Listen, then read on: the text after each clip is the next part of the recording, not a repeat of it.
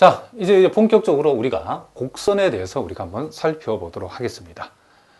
자, 이제 우리가 곡선 처음 들어가면 여러분들이 제일 먼저 우리가 다루는 게 곡률하고 열률 파트랍니다. 그래서 앞으로 지금부터 몇 시간 동안 곡률과 열률, 그리고 소위 이제 프렌의 공식에 관해서 우리가 한번 꼼꼼하게 한번 살펴보겠습니다. 그러니까 지금부터 우리가 공부하는 내용이 바로 이제 여러분들이 여태까지는 미분기하학을 공부하기 위한 기초라고 하면, 기본 개념이라고 하면, 이제 지금부터 하는 내용이 이제 본격적인 미분기하학의 본론이라고 보시면 된답니다.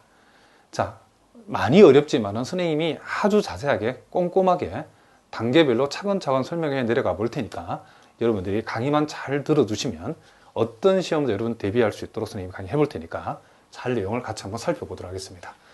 자, 여기에서 우리가 몇 가지 중요한 우리가 벡터장 내지는 곡선의 정의가 쭉 나오는데, 이 정의들을 여러분 잘 봐두셔야 되겠죠. 자, 먼저 여기에 보니까 단위 속력 곡선이라고 되어 있답니다. 그러니까 단위 속력 곡선이라는 것은 한마디로 말하면 어떤 곡선 알파가 주어졌는데 요 놈을 미분하면 속도죠, 속도. 근데 요 미분한 시간 t에 대한 미분한 이 속도의 크기니까 여기 속력이죠. 그러니까 속력이 1이 되는 거. 그러니까 어떤 곡선이 주어졌는데 그 곡선을 미분해 가지고 속도의 크기, 즉 속력을 구해봤더니 그 속력의 크기가 항상 1이 되는 이런 곡선을 가리켜서 우리는 단위 속력 곡선이라고 불러준다, 이런 얘기를 합니다. 그러니까 우리가 왜 이제 단위 속력 곡선을 우리가 두고 이론을 전개해 내려가냐라고 하면, 이제 여러분들이 앞으로 전개될 여러 가지 벡터장들을 우리가 살펴보면 요 단위 속력 곡선에 정의하는 것이 여러분들이 이론을 전개하기 쉽기 때문에 일부러 그렇게 한 거랍니다. 자, 일단 우리가 수학자들이 그렇게 한 거에 대해서 우리가 알바는 아니고, 일단 우리는 단위 속력 곡선이 뭔지를 일단 정확하게 알아두자는 거죠. 자, 단위 속력 곡선이 뭐라고요? 어떤 곡선이 있는데 그 곡선을 미분해서 속도를 구하고 그 속도의 크기, 속도 벡터의 크기는 속력을 구했을 때에 속력이 항상 1을 만족할 때 1이 되는 그와 같은 곡선을 우리는 단위 속력 곡선이다 얘기한다, 이런 얘기죠. 그래서 우리가 요 알파에서 호의 길이, 소위, 자, 우리가 곡선이 주어지고 그 곡선의 호의 길이를 우리가 S라고 했을 때에 요 S라는 것을, 자, 만약에 T값이 0에서 이렇게, 자, T까지 변하는 동안의 호의 길이를 우리가 생각해 보라고 그러면 곡선 알파의 속력을 우리는 어떻게 한다? 적분하면 되겠죠. 자, 그러면, 자, 요 속력을, 자, 요 변수를 우리가 요 T를 U로 살짝 바꾸어서, 자, D알파, DU, 이렇게 적어주고, 그리고 DU, 이렇게 적어줘도 상관없겠죠. 그러면 결국 요 속력을 적분하는 게, 그쵸, 호의 길인데, 요 속력이 1이기 때문에, 요 놈이 1이기 때문에, 1을 적분하면 U죠, 그쵸, U. 자, 0에서 T까지. 결국 요는 뭐가 된다? T가 되어진다는 것을 우리가 알 수 있죠. 그래서 우리가 단위 속력 곡선에서 그 시간을 나타내는 요 변수 T라고 하는 것은 결국 요 호의 길이 S하고 일치하기 때문에 요 T 대신에 S를 우리가 보통 써서, 보통 우리가 단위 속력 곡선을 우리가 알파 T라고 두지 않고 보통으로 우리는 뭐다? 알파 S라고 이렇게 보통을 많이 두겠다, 이런 얘기를 합니다. 그렇기 때문에 우리가 알파 프라임 T라고 하는 것도 결국 뭐다? 알파 프라임 S라고 이렇게 우리가 앞으로 두도록 하겠다, 이런 얘기를 합니다. 자, 별 내용은 아니지만은 여러분 가운데 많은 학생들이 왜 곡선에, 그쵸, 이 단위 속력 곡선 함수를 여기 보다시피 알파 T가 아니고 알파 S로 뒀냐, 이걸 또 잘 몰라서 궁금해하는 학생들이 있기 때문에 선생님이 꼼꼼하게 한번 살펴봤답니다. 자, 어쨌든 이제 여러분 지금부터 앞으로 단위 속력 곡선 알파 S라고 하면 항상 여러분 명심해야 될 것은 요 알파를 미분한, 그쵸, 벡터의 크기는 1이다. 즉 알파 프라임 S라고 하는 것, 알파 프라임 S라고 하는 건 요 놈의 크기는, 즉 요 놈이죠. 항상 뭐가 된다? 요 놈이 1이 되어진다는 사실. 요 사실을 잊으면 안 돼요. 요렇게 되는 그런 곡선을 우리는 단위 속력 곡선이 한다는 거죠. 그러면 우리가 정의 23에 나와 있는 이제 그러면 단위접 벡터장이라는 거. 자, 여러분 미적분학에서는 우리가 단위접선 벡터라고 배웠죠. 자, 어쨌든 단위접 벡터장이라고 하는 것은 단위 속력 곡선 알파 S에 대해서 그 속도 벡터 알파 프라임 S를 우리는 곡선 알파에서 단위접 벡터장이라고 하고 TS로 나타낸다. 이랬답니다. 그러니까 이 말은 결국 이런 말이죠. 이제 단위접 벡터장 TS라고 하는 것은 단위 속력 곡선을 한번 미분한 알파 프라임 S가 되어진다. 그러니까 알파 프라임 S를 TS로 정의했다는 사실을 여러분들이 꼭 기억해 두시자, 이런 얘기를 합니다. 자, 무슨 말인지 알겠죠? 자, 그래서 여러분들이 명심할 것은 여기 또 하나 또 중요한 사실은, 자, 그러면 요 TS라고 하는 요 놈의 크기는 뭐가 되는가? 당연하죠, 그렇죠? TS라고 하는 것이 결국 단위 속력 곡선 알파 S를 한판 미분한 알파 프라임 S를 가리키는 거기 때문에 요 놈의 크기라는 것은 결국 알파 프라임 S의 뭘 얘기한다? 크기를 얘기하기 때문에 요 단위접 벡터장의 크기는 항상 뭐다? 1이다. 자, 요것도 여러분 꼭 알아두셔야 된답니다. 단위접 벡터장. 요 단위가 붙었다는 건 요 1이기 때문에 이게 단위가 붙었다라고 여러분 생각하시면 된답니다. 자, 무슨 말이겠죠? 자, 이렇게 되어진다는 사실 하나. 그리고 또 하나 여러분들이 명심할 것은, 자, 요 TS를 선생님 간단하게 T라고 한번 적어보겠습니다. 요 T의 크기가, 단위접 벡터장인 요 T의 크기가 요 1이라는 사실, 그쵸? 요 1이라는 사실, 특별히 1이라고 하는 것은 요게 상수죠, 상수. 자, 어떤 벡터의 크기가 상수가 이렇게 되어지면, 자, 요 벡터장의 크기가 이 상수가 되어지면, 우리는 뭘 알 수 있냐면, 요 T하고 요 T를 한번 미분한 요 놈의 그 내적이 뭐가 된다? 제로가 된다는 성질이 있답니다. 무슨 말이겠죠? 그러면 두 벡터 T와 T'의 내적이 제로. 자, T의 크기가 1이 되면 T와 T'의 내적이 0이 되고, T와 T'의 내적이 0이라는 것은 T와 T'는 서로 뭐다? 수직 관계에 있다. 벡터의 내적이 제로면 두 벡터는 뭐가 된다? 수직 관계에 있다라고 했죠. 자, 왜 그런가 하면 그 이유는 우리가 간단하게 증명할 수 있는데, 자, 벡터의 크기가 1이면 크기의 제곱도 1이 되겠죠. 그러면 어떤 벡터의 크기의 제곱이라고 하는 것은, 자, 요 좌변은 같은 벡터끼리 뭘 얘기한다? 그렇죠. 내적을 얘기한다는 사실을 알 수 있죠. 자, 그럼 요 놈은 이렇게 되어지죠. 그러면 우리가, 자, 요 양변을 자, S에 관해서 미분을 해버리면, 자, 그럼 요 좌변은, 자, 미분이, 자, 한 번 미분하고 T 플러스, 자, T 프라임. 그러니까 요 놈을 순차적으로 요 놈 미분 그대로 해주고 미분해주고, 요렇게 우리가 된다는 것을 알 수 있죠. 자, 오른쪽은 상수니까 미분하면 0이 되어지겠죠.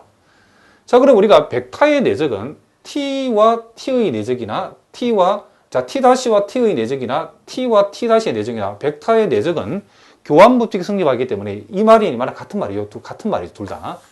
그렇기 때문에 결국 두 배의 T-의 내적이 제로이기 때문에 요 2는 상수니까 약분해버리고 T와 T-의 내적이 제로다. 즉 T와 T-의 내적이 제로다는 이런 결과에 도달했다는 거죠. 그래서 우리가, 자, 이와 같이 어떤 벡터의 크기가 뭐가 되면, 자, 정확한 벡터장이죠. 이 벡터장의 이 졸대값이 이렇게 1이나 또 1이 아니더라도 상수가 나오게 되면 항상 그 벡터와 그 벡터를 미분한 벡터, 자, 요 벡터장과 요 벡터장을 미분한 거가의 요 두 놈의 뭐는 내적은 항상 제로이기 때문에 우리는 요 사실로부터 T와 T-는 항상 뭐가 된다? 수직이 되어진다는 사실을 여러분들이 이제 바로 적었을 때 이해를 해 두셔야 된답니다. 자, 우리가 미적분하게 다 공부한 내용이지만 혹시 여러분 중에 또 요 사실을 모르는 사람이 있을까 싶어서 설명했답니다. 그럼 다시 한번 우리가 정리해 봅시다. 자, 단위적 벡터장이라고 하는 것은 단위 속력 곡선 알파 S를 한 번 미분한 알파 프라임 S를 가리키는데 요 놈으로 이제부터 우리는 T로 표시하겠다는 거죠. 알파 프라임 S를 우리가 TS라고 두고 요 TS를 우리는 단위적 벡터장이라고 하겠다. 그리고 요 T의 절대값이 2이 되기 때문에 T하고 T 프라임을 항상 무슨 관계에 있다? 수직 관계에 놓여 있다라는 사실도 여러분이 꼭 알아두셔야 된답니다. 자, 무슨 말 알겠죠? 자, 단위적 벡터장이 어떻게 정의되어 있는가 여러분 꼼꼼하게 알아두셔야 된답니다. 자, 그 다음에 이제 우리가 또, 자, 곡률. 자, 요것도 우리가 한번 미적분학에서 본 적이 있죠. 자, 곡률이라고 하는 것은 이제 단위 속력 곡선 알파 S에 대해서 자, 요 카파를 있죠. 카파 S는 T 프라임 S의 절대값을 우리는 알파의 곡률이라고 하겠다. 특별히 여러분들이 자, 우리가 앞에서 TS를 우리가 생각해 봤죠. TS라고 하는 것은 뭐죠? 그렇죠. 알파 프라임 S라고 배웠답니다. 그리고 우리가 요놈 뭐라고 했죠? 요놈을 단위적 벡터장이라고 그랬죠. 그러니까 요놈이 뭐라고요? 요놈이 단위 그렇죠? 접 벡터장. 자, 여러분 용어도 여러분들이 이제 미분계학을 처음 대하시는 분들은 선생님이 해주는 대로 꼼꼼하게 잘 기억해 두셔야 된답니다. 그런데 우리가 요 t를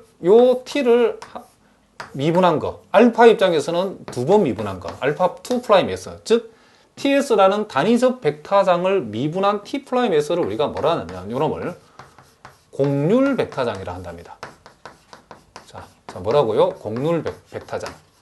자, 그러면 곡률 벡터장 t's라는 것은 단위적 벡터장을 한 판 미분한 거. 그러니까 단위 속력 곡선 입장에서는 두 번 미분한 거.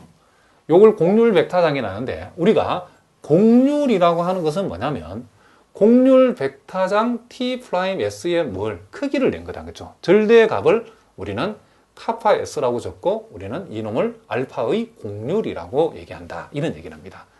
자, 무슨 말인지 알겠죠? 그러니까 여러분들이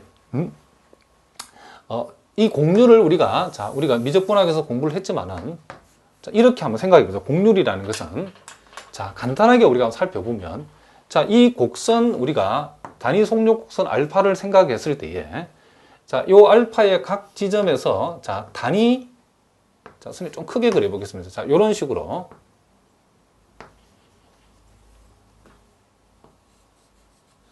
자, 요런 식으로 크기가 1인 요렇게 접벡터를 우리가 여러분들 한번 생각해 봤을 때에 크기가 요렇게 1로서 일정한 접벡터를 우리가 생각을 했을 때에 자, 크기가 1로서 일정한 요와 같은 자, 뭘 생각했을 때에 자, 접벡터를 생각했을 때에 요걸 우리가 크기가 1로서 일정한 이와 같은 접벡터를 우리가 생각을 해보면 자, 무슨 말이겠죠? 자, 접벡터. 자, 요 접벡터가 여러분 쉽게 말하면 여기서 말하면 T라고 생각하죠. 이게 다 T들이죠, T. T들이 이렇게 되는데 곡률이라고 하는 것은 뭐냐면 말 그대로 요 접벡터 T의 그죠? 자, 이 곡선이 여기서 완만한 부분으로 그죠? 곡선이 점점점 완만해질 때는 자, 이 접벡터의 변화율이 작아지죠, 그죠? 자, 이 접벡터의 변화율이라는 것은 여러분 쉽게 생각하면 이 곡선이 이렇게 그쵸? 곡선이 이런 형태로 돌아갔을 때에 이 곡선과 이 접선 사이에 그쵸? 그쵸? 간격의 변화량이라고 여러분 생각하시면 된답니다.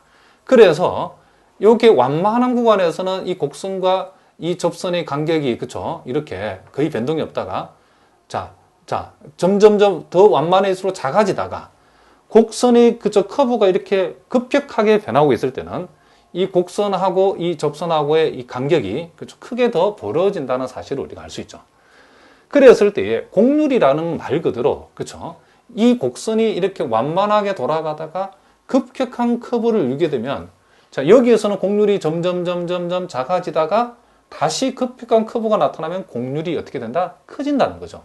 그러니까 곡률이라는 것은 요 단위접 그쵸? 자, 단위적 벡터, 요 단위적 벡터의 뭐다? 변화율을 나타내는 것이다. 자, 우리가 알기 쉽게 얘기하면 곡선이 커브가 이렇게 완만해지다가 급격하게 커질 때에 곡률이 점점 작아지다가 곡률이 급격하게 커진다라고 얘기를 하면 된답니다.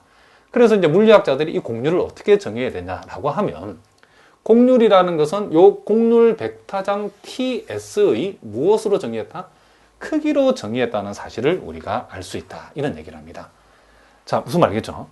그러니까 우리가 또 상식적으로 생각해 봤을 때에 요 TS의 크기가 지금 뭐다? 지금 1이죠. 그쵸? 그럼 우리는 요 사실로부터 T하고 T-하고는 무슨 관계에 있다? 수직 관계에 있다는 것을 알 수 있죠. 그러면 여기서 말하는 곡률 벡터장 T-라는 것은 요 단위접 벡터하고 수직 관계에 있는데, 요 놈의 크기는 1이지만은 요 놈의 크기, 요 놈은 크기가 1이 아니에요. 요 놈 크기는 변하죠. 그런데 요 놈의 크기가 바로 뭐다? 우리는 곡률이라고 정의되어 있다는 거죠.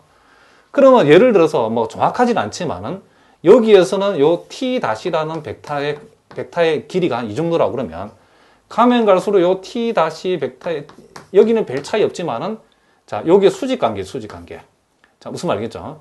그래서 점점 요 t-의 길이가 작아진다는 거죠. 계속해서 수직을 이루면서 t-의 길이가 작아지다가 자, 여기서부터는 다시 t-의 길이가 커지고 자, 무슨 말이겠죠?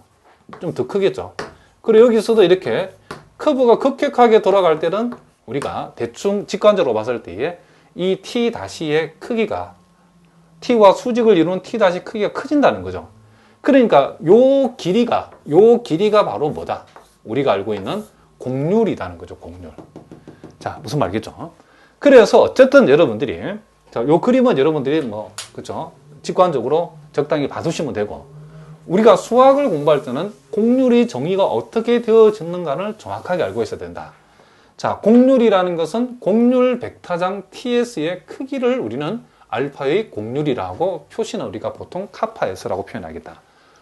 그러면 곡률 벡터장이라는 것은 단위접 벡터장을 한 번 더 미분한 거다. 그렇죠? 단위접 벡터장을 이렇게 한 번 미분한 것이다.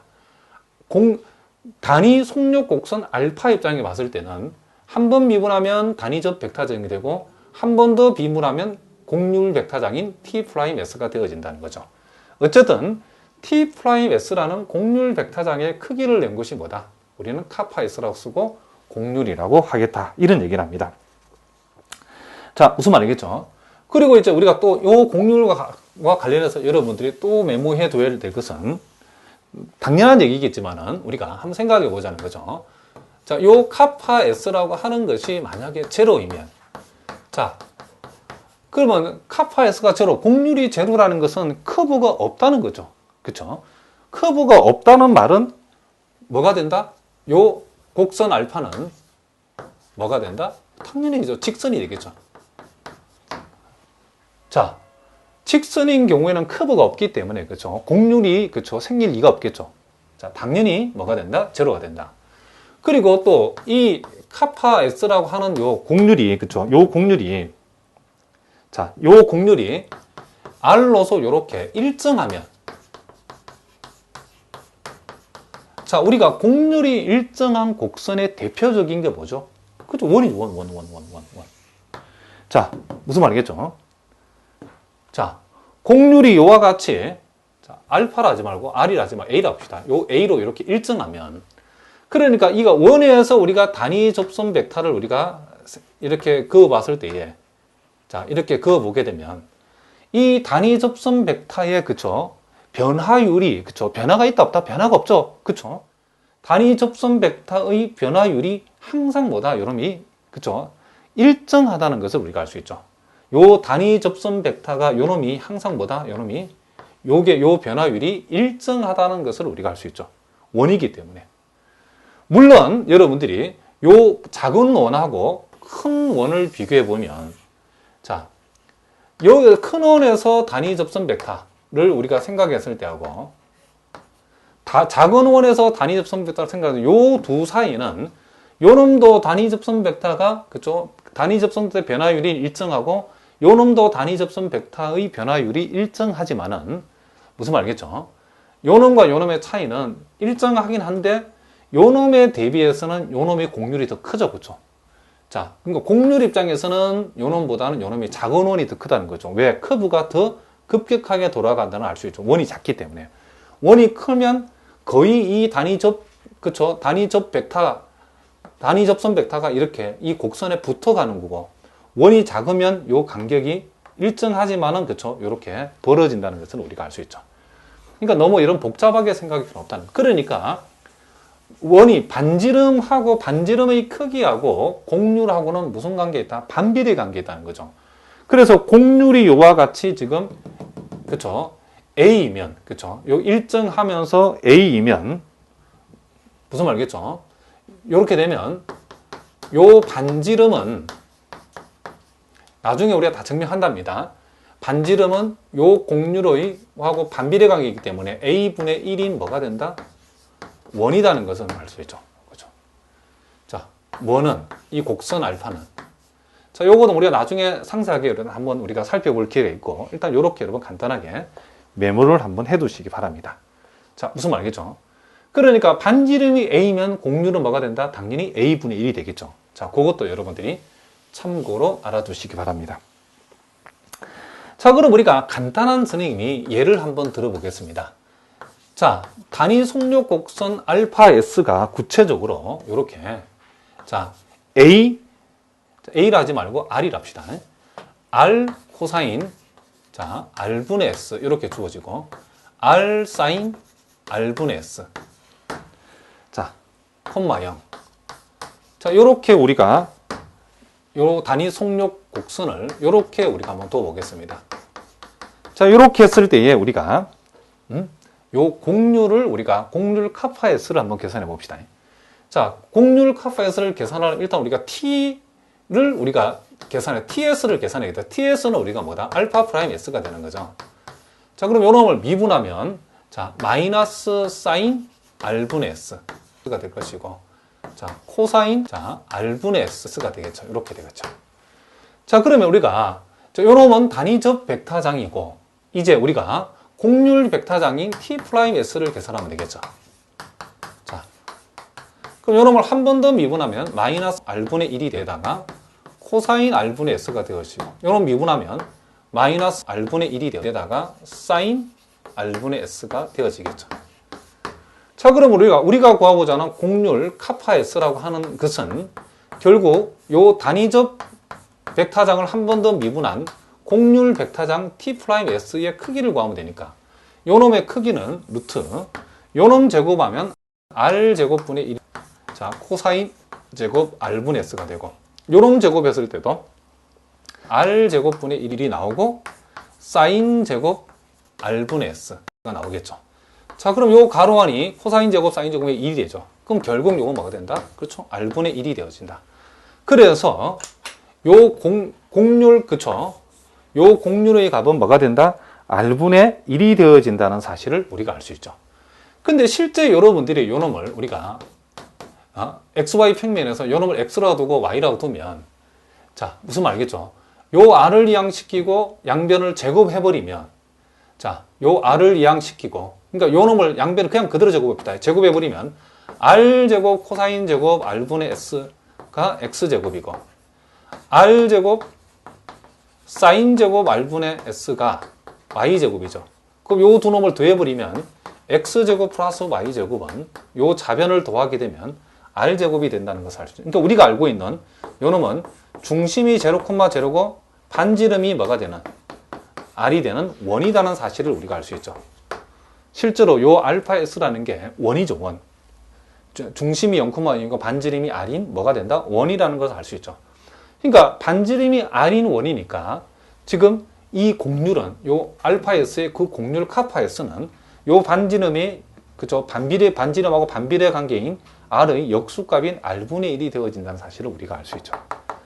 자, 어쨌든 여러분 지금 복잡한 내용을 우리가 이제 차근차근 우리가 진도 나가면서 살펴보기를 하고 여기서 여러분이 명심할 것은 우리가 곡률이 어떻게 정의되어 있는가? 곡률이라고 하는 것은 곡률 벡터장 TS의 크기로 구하고 그놈을 우리가 카파 S로 표시한다. 그러면 T'S는 뭔가? 단위접 벡터장 T를 한 번 이렇게 미분한 값이다. 그쵸? 그렇기 때문에 우리가 단위 속력 곡선 입장에서 봤더니 알파 S를 한 번 미분하면 단위접 벡터장이 되고 알파 S를 한 번 더 미분하면 우리는 곡률 벡터장이 되고 요 곡률 벡터장 TS의 크기가 뭐가 된다? 바로 곡률 카파 S가 되어진다라고 우리가 기억하자. 이런 얘기를 합니다. 자, 요 정도 얘기는 우리가 이미 미적분학에서 했던 얘기죠. 자, 일단 여기까지 우리 알아두자. 이런 얘기를 합니다. 자, 이제 정의 25에 보니까 또, 자, 주법 벡터장, 종법 벡터장의 정의가 나와 있죠. 자, 우리가 앞에서 단위접 벡터장을 살펴봤는데, 자, 그놈과 더불어서 자, 중요한 벡터장들이죠. 자, 요것도 여러분의 차근차근 우리가 그 정의가 어떻게 되는지 한번 살펴보겠습니다. 자, 단위 속력 곡선 알파 S에 대해서 자, 곡률이 0보다 크다라고 했을 때에 자, 요 NS라고 하는 것은 요 놈을 우리는 주법 벡터장이라는데 요 주법 벡터장에 해당되는 요 NS의 정의는 어떻게 되는가 봤더니 요 놈은 자, 요게 곡률 벡터장이죠. 자, 그리고 이 카파라고 하는 것은 곡률의 크기죠. 그러니까 요 놈을 요 벡터를 요 벡터의 크기로 여기 나와 있죠. T'S를 T'S 크기로 나눈 것을 우리는 알파의 주법 벡터장이다. 이렇게 우리가 정의를 합니다. 그러니까 우리가 자, 요 T'S라고 하는 것이 결국 자, 우리가 앞에서 얘기했죠. 자, T하고 T'S는 수직이라고 그랬죠. 그러면 T하고 T'S가 수직이니까 요 사실로부터 우리는 T하고 요 주법 벡터장인 요 N하고도 수직이라는 사실을 알 수 있죠. 왜냐하면 요 T'하고 요 N하고는 보다시피 요 T'하고 자, T'하고 이 T' N하고는 요 놈하고 요 놈은 방향은 같고 크기만 다르죠. 그러니까 요 N이라고 하는 것은 요 T'이라고 하는 요 곡률 벡터장의 일종의 단위 벡터죠. 왜냐하면 T'을 T'의 크기로 나누었기 때문에. 그래서 요 N이라고 하는 것은 T'과 같은 방향이고 그 크기가 1인 벡터라는 거죠. 그러니까 우리가 결국 T'하고 아까 T가 우리가 수직임을 확인했기 때문에 N은 T하고 수직이면서 요 N 벡터는 즉 여기서 말하는 주법 벡터에 해당되는 요 N은 그 크기가 1이라는 사실을 알 수 있죠. 자, 그림으로 우리가 보면 자, 이와 같은 곡선에 우리가 접하고 있는 그쵸? 단위 접 벡터 크기가 1인 요 크기가 1인 요 단위 접 벡터를 T라고 했을 때에 요 T의 수직이면서 무슨 말이겠죠? 요 T에 그러니까 요 T를 따라서 뭐 T하고 요 N하고는 뭐다? 요 N하고는 뭐다? 수직입니다는 거. 그러니까 요 놈의 크기도 1이고 요 놈의 크기도 1인. 크기가 1인. 그쵸? 뭐다? 수직인 단위 벡터다. 는 것을 우리가 알아두자는 거죠. 그래서 주법 벡터장이라고 하는 것은 단위적 벡터장인 요 T. 자, 요 단위적 벡터장인 요 T하고 N하고의 관계는 T의 수직이면서 그 크기가 1이 되는 벡터라고 여러분이 요놈을 기억해 두시면 되겠다. 이런 얘기를 합니다. 자, 무슨 말 알겠죠? 그래서 주법 벡터장은 T'S의 크기인 요 카파로 나눈 벡터장이라는 사실을 기억하자. 그런 얘기를 합니다. 그래서 주법 벡터장인 요 N은 단위적 벡터장하고는 요 N하고 T는 수직 관계에 있고 요 놈의 크기는 1이라는 사실을 꼭 기억해 두셔야 된답니다. 자, 그리고 또 하나 종법 벡터장이라고 하는 것은 T와 N의 외적으로 표현되어 있죠. 그러니까 우리가 외적의 정의를 우리가 앞에서 봤죠. 그래서 요 B라고 하는 것은 T와 N의 외적이기 때문에 요 T에도 요 B라고 하는 것은 T에도 수직이고 요 B라고 하는 것은 요 N에도 수직인 그쵸? 그런 벡터라는 것을 우리가 알 수 있죠. 그래서 종법 벡터장이라고 하는 것은 단위적 벡터와 그리고 여기 나온 우리가 주법 벡터와 단위적 벡터의 동시에 수직인 벡터를 우리는 뭐다? 종법 벡터장이라고 부르겠다는 거죠. 그런데 우리가 어떤 외적 벡터의 또 크기는 자, 일단 정리를 한번 해봅니다. B라고 하는 것은 T하고도 수직이고 B는 뭐하고도 수직이다? 그렇죠? N하고 T와 N의 동시에 수직인 벡터고 또 중요한 것은 요 단위 그렇죠? 요 종법 벡터장이라는 요 B 벡터의 크기는 요 두 벡터의 외적이죠. 그러면 두 벡터의 외적이라고 하는 것은 그렇죠? 그 외적 벡터의 크기라고 하는 것은 요 T와 N으로 이루어지는 평행사변형의 넓이라고 그랬죠. 그러면 우리가 한 변의 길이가 요게 지금 90도이기 때문에 한 변의 길이가 1인 요 정사각형의 면적이기 때문에 요 면적 1이라는 걸 알 수 있죠. 그래서 우리가 종법 벡터장의 크기도 뭐다? 항상 1이 된다는 것도 여러분 알아두셔야 된답니다. 자, 우리가 T라고 하는 단위적 벡터장의 크기도 1이고 주법 벡터장의 크기도 1이고 종법 벡터장의 크기 각각 N의 크기도 1이고 B의 크기도 1이고 t의 크기도 우리가 뭐였다? 요거는 정의에서 뭐였죠? 1이었죠. 그죠? 1이라는 사실을 우리가 꼭 기억하자. 그리고 n은 t와 t'하고 수직이기 때문에 t하고 n하고 수직이다. 왜냐하면 요 n은 일종의 요 t-의 단위 벡터이기 때문에 t-와 같은 방향의 크기가 1인 벡터이기 때문에 t-가 n하고 수직이니까 t하고 n하고도 수직이다. 그리고 b라고 하는 것은 t하고도 수직이면 동시에 n하고도 수직이다. 왜냐하면 t와 n의 외적 벡터가 지금 b이기 때문에. 무슨 말이겠죠? 그리고 요 b 벡터의 크기도 뭐다? 1이 된다.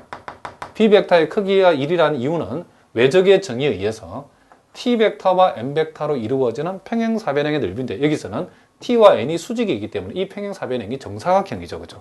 한 변의 길이가 1인 정사각형의 넓이가 뭐기 때문에 1이기 때문에 결국 b 벡터의 크기도 뭐가 된다? 1이 된다. 자, 요렇게 우리가 여러분들 머릿속에 일단 담아주자는 거죠. 정의와 관련된 요 중요한 사실들을 꼭 정리해 두셔야 된답니다. 자, 무슨 말인지 알겠죠? 자, 이제 그럼 우리가 이제 앞에서 공률을 정의했고 이제 연률을 우리가 한번 정의해 보겠습니다. 자, 연률이라고 하는 것은 우리가 비틀림, 책에 따라서는 비틀림이라고 하기도 하고 또 제2의 우리가 공률이라고 얘기하기도 한답니다. 자, 요놈의 어떤 물리학적 의미는 여러분 책을 보시면 참고하시면 되겠고 우리는 요놈의 정확한 수학적 정의를 우리가 잘 보자는 거죠. 자, 보통 우리는 이 연률을 우리가 보통 타우라고 우리가 보통 많이 표시합니다. 이 연률 타우 S라고 하는 것은 어떻게 정의되어 있냐면 자, 우리가 아까 BS라고 하는 것이 아까 뭐였죠? 요놈이 종법 벡터장이었죠. 그러니까 우리가 종법 벡터장을 구해가지고 미분을 한 번 때린 거하고 자, N이라는 것은 주법 벡터장이죠. 그러니까 종법 벡터와 주법 벡터의 내적을 내어서 거기다가 부호를 마이너스 붙인 것을 우리는 알파의 뭐다? 연률이라고 우리가 정의를 했다. 이런 얘기죠. 그러니까 여러분들이 지금 여기에서 연률을 왜 이렇게 정의했을까? 요걸 여러분 고민하면 안 되죠. 자, 우리는 수학자나 물리학자들이 이렇게 정의해 놓은 요 연률의 이 정의를 따라서 우리 연률에 해당되는 우리는 타우를 잘 구하고 타우와 관련된 이론을 잘 전개할 수 있으면 된다. 이런 걸 잊어버리면 안 되겠죠. 그러니까 우리가 연률을 조사해 보라고 하면 종법 벡터 B를 구해서 그 B를 요 S에 관해서 한 번 미분한 벡터와 그리고 주법 벡터하고의 뭘 낸다? 내적을 내서 부호를 바꾸면 그게 뭐가 된다? 연률에 해당되는 타우가 되어진다. 이런 얘기를 합니다. 자, 무슨 말이겠죠? 그래서 우리가 보통 우리가 프레네셀의 구조라고 하는 요 놈을 우리가 보통 요 카파, 타우, 그쵸? 자, 요 놈이 공률, 요 놈이 연률, 그리고 요 놈이 그쵸? 단위적 벡터장, 요 놈이 주법 벡터장, 요 놈이 뭐다? 종법 벡터장이죠.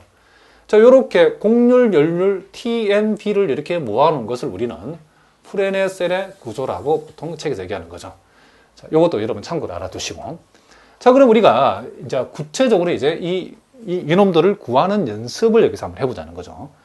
자, 예제 49번 문제를 보니까, 자, 알파 S라는 것은, 우리가 앞에서 봤던 단위, 그쵸, 속력 곡선이라는 거 금방 알 수 있죠. 왜냐면, 여러분들이 요놈을 한 판 미분해서 크기를 내보면 크기 항상 1 나온답니다.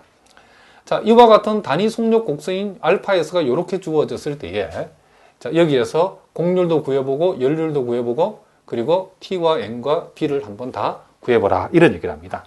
그러니까 여러분 구하는 순서는 제일 먼저 T를 구하고, 그 다음 공률을 구하고, 자, 그리고 N을 구하고, 그리고 B를 구하고, 그리고 제일 마지막에 연률인 타우를 우리가 한번 구해보도록 하겠습니다. 자, 일단 우리가 요놈은 우리가 앞에서 배웠던 정의를 그대로 쓰면 되겠죠.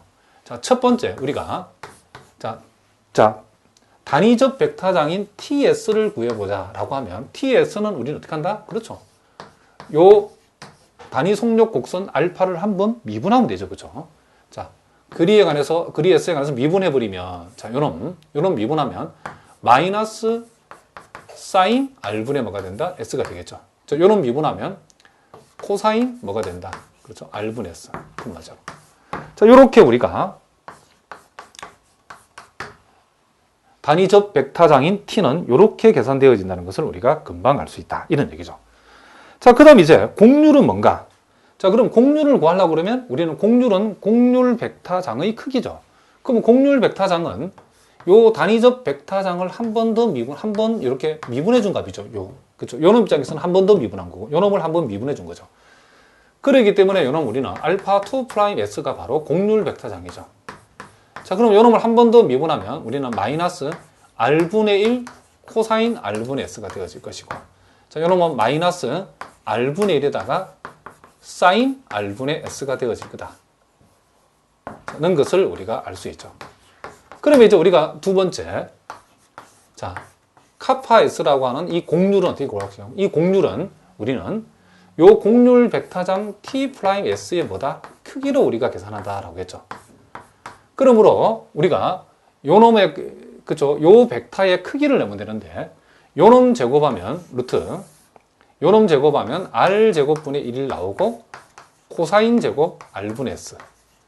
자, 요 놈을 제곱해도 역시 R 제곱분의 1이 나오고, 사인 제곱 R분의 S. 이렇게 되어지는 거죠.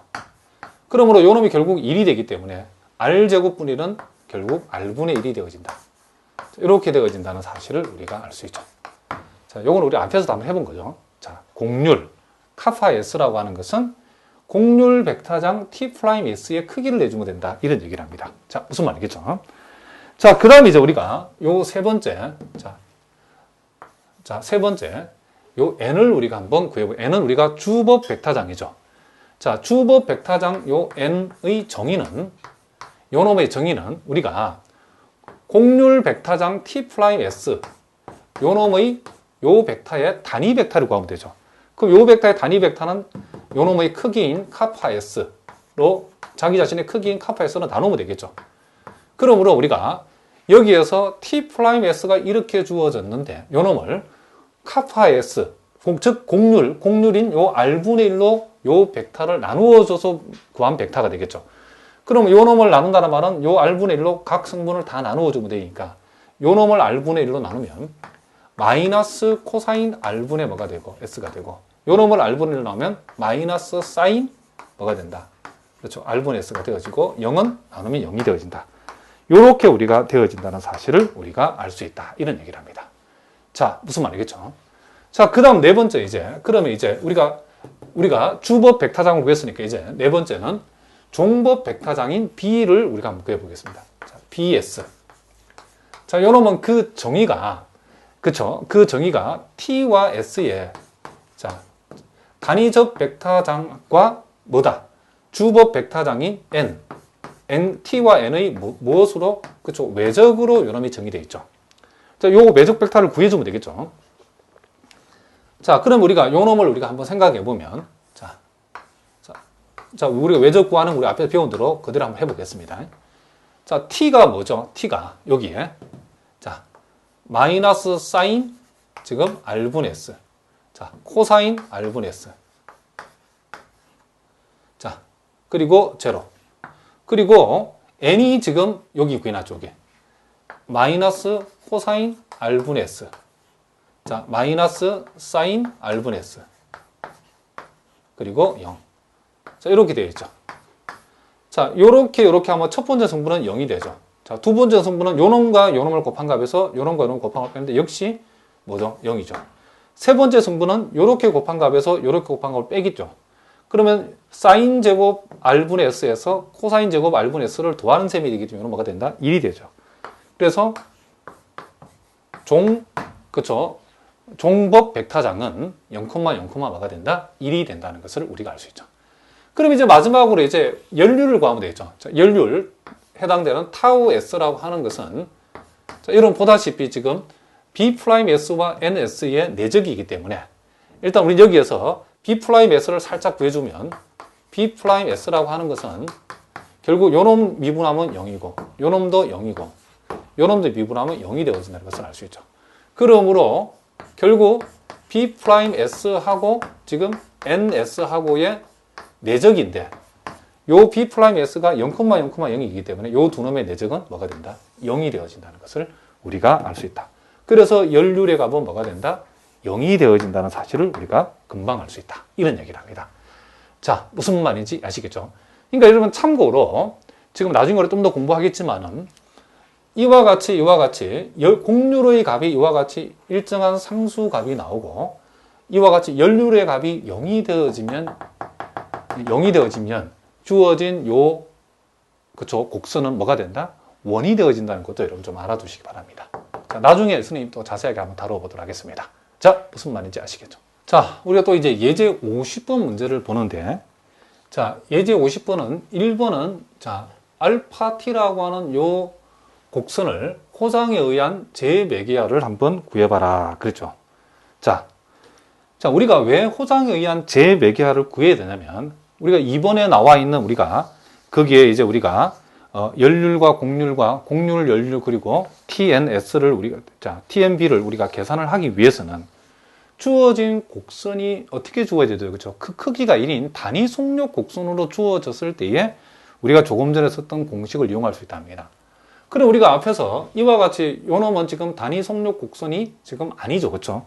이 단위 속력 곡선이 아닌 경우에, 자, 무슨 말이겠죠? 우리가 시어럼 5에서 공부했죠. 여러분들 잘 기억 안 나는 분들은 시어럼 5를 찾아보시면 알 수 있는데, 자, 무슨 말이겠죠? 이와 같이 여기 정칙 곡선은 맞는데, 이와 같은 정칙 곡선을 호장에 의한 재매개야를 해가지고 알파 S를 구해주게 되면, 요 알파 S를 구해주게 되면, 요 알파 S는 그 속력이 항상 그죠? 속력, 즉, 한파 미분했을 때의 그 크기가 1이 되는, 그죠? 호장에 의한 재매개야를 하게 되면, 요 알파 S가 쉽게 말하면 자동으로 뭐가 된다? 그죠? 단위 속력 곡선이 된다는 사실을 우리가 시어럼 5에서 살펴봤답니다.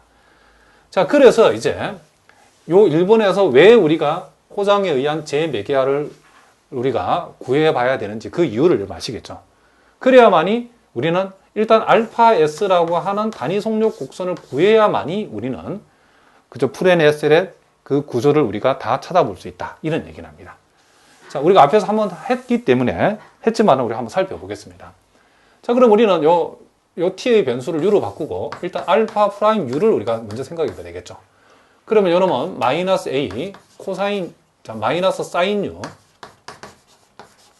그리고 자, a 코사인 u 그리고 bu를 미분하면 b가 되어지겠죠. 자, 그러면 우리가 일단 우리는 알파 프라임 u라는 요놈의 속력을 우리가 생각해 봐야 되는데, 요놈 제곱하면 a 제곱 사인 제곱 u가 되어지고, 요놈 제곱하면 a 제곱 코사인 제곱 u가 되어지죠. 에다가 b의 제곱인데 요놈이 뭐가 되니까 1이 되니까 우리가 루트 안에서 그 결과가 어떻게 나온다? 루트 a 제곱 플러스 b의 제곱, 이렇게 되어진다는 것을 우리가 알 수 있죠. 자, 그러면 우리가 자, 호장함수 s, 자, 즉 요 st라고 하는 요 호장함수를 우리가 자, 0에서 t까지 요 속력에 해당되는 루트 a 제곱 플러스 b 제곱을 우리가 뭐 하면 된다? 적분하면 된다라고 했죠. 그죠? 자, 요 놈을 적분하게 되면 그 결과가 a 제곱 플러스 b 제곱 뭐가 된다? 자, t가 된다는 것을 우리가 알 수 있죠. 그럼 요 놈을 우리가 자, s 이꼴 루트 t라고 하는 요 함수를 t에 관한 함수로 바꿔버리면, 자, 요 놈은 어떻게 된다? 자, 요 t에 관한 함수로 바꾸면 요 t는 루트 a 제곱 플러스 b의 제곱분의 뭐가 된다? s. 요렇게 우리가 할 수 있죠. 자, 그럼 요 놈을 이용해서 우리가 알파 s라고 하는 것은 결국 자, 알파 t가 아니고 알파 s라고 하는 것은 결국 재매개하는 요 t 대신에 요 놈을 대입한 것이라는 것을 우리가 앞에서 배운 대로 한번 것을 우리가 알고 있죠. 그래서 a 코사인 루트 a 제곱 플러스 b 제곱분의 뭐가 되고, 자, s가 되어지고, a 사인 루트 a 제곱 플러스 b 제곱분의 s가 되어지고, 그리고 루트 a 제곱 플러스 b 제곱분의 뭐가 된다? bs가 되어진다. 요렇게 우리가 그죠? 호장에 의한 재매개야를 구해볼 수 있답니다. 자, 편의상 우리가 여기서 작전상 여기서 루트 a 제곱 플러스 b 제곱분의 1을 우리가 지금부터는 우리가 w라고 두게 되면, 자, 요렇게 만약에 두면 요놈을 좀 더 간단한 모양 폼으로 바꿀 수 있겠죠. 그래서 알파 s는 a 코사인, 자, 그쵸, a 코사인, 자, 여기에 ws 그리고 a 사인 ws 그리고 BW. 자, BWS. 이렇게 우리가 되어진다는 것을, 자, 요게 더하기가 아니고 콤마죠. 요렇게 되어진다는 것을 우리가 알 수 있다. 자, 이런 얘기를 합니다. 자, 무슨 말인지 알겠죠? 자, 그 다음 페이지를 보니까 이제 우리가 이제 만들어낸 요 단위 속력 곡선인 알파 S를 가지고 이제 프레네셀의 구조를 한번 구하여라 그랬죠. 자, 요것도 우리가 요 놈이 지금 이제 뭐가 되었다? 지금 단위 속력 곡선이 되었다는 거죠. 즉 알파 프라임 S라고 하는 것은, 이거는 우리가 해보지 않더라도 이놈이 1이라는 것을 우리가 지금 자동으로 생겨 만드는 거죠. 그러니까 정칙 곡선을 호장에 의한 재매개화를 하게 되면 우리가 재매개화된 요 곡선은 자동으로 뭐가 된다? 단위 속력 곡선이 되어진다. 그런 얘기를 합니다. 자, 그럼 이제 우리가 순서대로 하나씩 구해보겠습니다. 자, 먼저 우리가 TS라고 하는 것은 알파 프라임 S를 가리키는 거죠.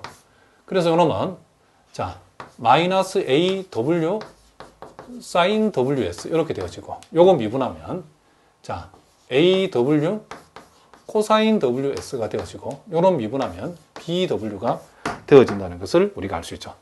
그래서 이와 같이 이제 단위접 벡터장을 먼저 우리가 구했답니다. TS를. 자, 그리고 이제 곡률 벡터장이 필요하니까 T'S를 한번 여기서 계산해 보겠습니다. 자, 요거 다시 또 미분해 주면 어떻게 되죠? 마이너스 A W 제곱 코사인 WS. 자, 요런 미분하면 마이너스 A W 제곱 사인 WS. 자, 요놈 전체는 S 입장에서는 상수니까 미분하면 0이 되어지겠죠.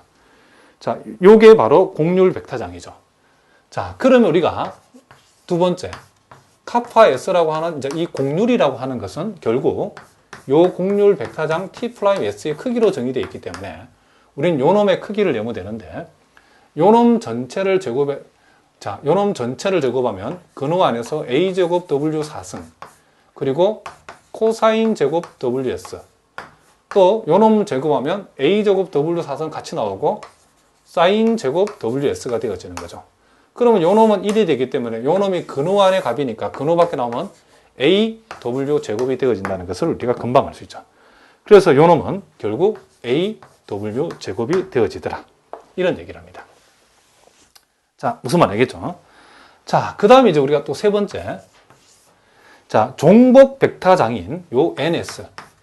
자, 종복 벡터장 NS라고 하는 것은 곡률 벡터장 요 TS의 단위 벡터를 구해주면 된다겠죠.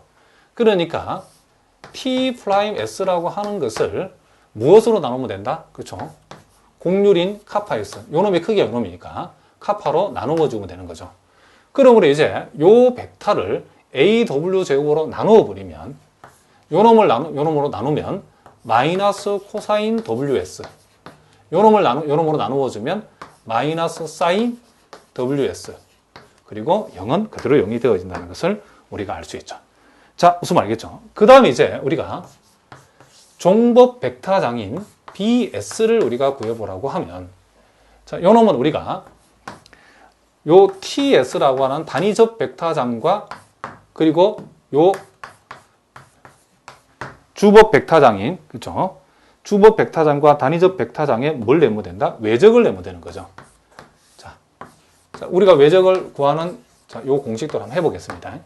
자, TS라는 것이 여기 있죠. 자, 마이너스 AW 사인 WS, AW 코사인 WS, 그리고 BW, 그리고 NS라는 것이 여기 있죠. 자, 마이너스 코사인 WS, 마이너스 사인 WS, 제로. 자, 요 놈을 우리가 구해보면, 자, 요렇게 곱한 값에서 요렇게 곱한 값을 빼버리면 그 결과가 어떻게 되죠? 자, 결국 빼니까 BW 사인 뭐가 된다? WS가 되어진다. 요런 얘기죠. 그 다음 이제 요렇게 곱한 값에서 요렇게 곱한 값을 빼면 되니까, 자, 요렇게 곱하면 0이죠. 요렇게 곱한 값에서 요렇게 곱한 걸 빼게 되면 요놈만 적으면 되겠죠. 마이너스 BW 코사인 WS, 요렇게 되어진다는 것을 우리가 알 수 있죠. 자, 그 다음 마지막으로 요런 곱한 값에서 요렇게 곱한 걸 빼게 되면 요렇게 곱하면 AW 사인 제곱, 요렇게 곱하면 코사인, 그쵸, AW 코사인, 그쵸, 제곱 WS죠. 그러니까 요렇게 곱한 값에서 요렇게 곱한 값에서 요렇게 곱한 걸 빼게 되면 결국 코사인 제곱 사인 제곱은 1이 되기 때문에 AW라는 요 놈만 남다는 것을 우리가 알 수 있다, 이런 얘기를 합니다. 자, 무슨 말이겠죠? 그러면 우리가 요 종법 벡터장을 구하고 우리가 이제 연류를 구하기 위해서 요 종법 벡터장의 미분한 값을 우리가 한번 생각해 보자. 자, 그럼 요놈 미분하면 어떻게 되죠? 요놈 미분하면 다시 W가 밖에 하나 나와서 BW 제곱 코사인 WS가 될 것이고, 자, 요놈을 미분하면 자, BW 제곱 사인 WS가 될 것이고, 그리고 요놈은 S 입장에 미분하면 0이 되죠. 자, 무슨 말이겠죠? 요렇게 되어진다는 것을 우리가 알 수 있다, 이런 얘기를 합니다. 자, 그러므로 이제 마지막으로 우리가 연률에 해당되는 요 타우 S를 계산해 보면 요놈은 마이너스 뭐와 뭐의 내적이냐면 B'S라고 하는, 그죠? 요 종법 벡터장을 미분한 B'S하고 자, 주법 벡터장인 요 NS의 내적을 내면 된다. 내적을 내가지고 부호를 바꾸면 된다겠죠. 자, 그러면 여기 자, B'S가 요렇게 우리가 구해놨고, NS를 우리가 요렇게 구해놨죠.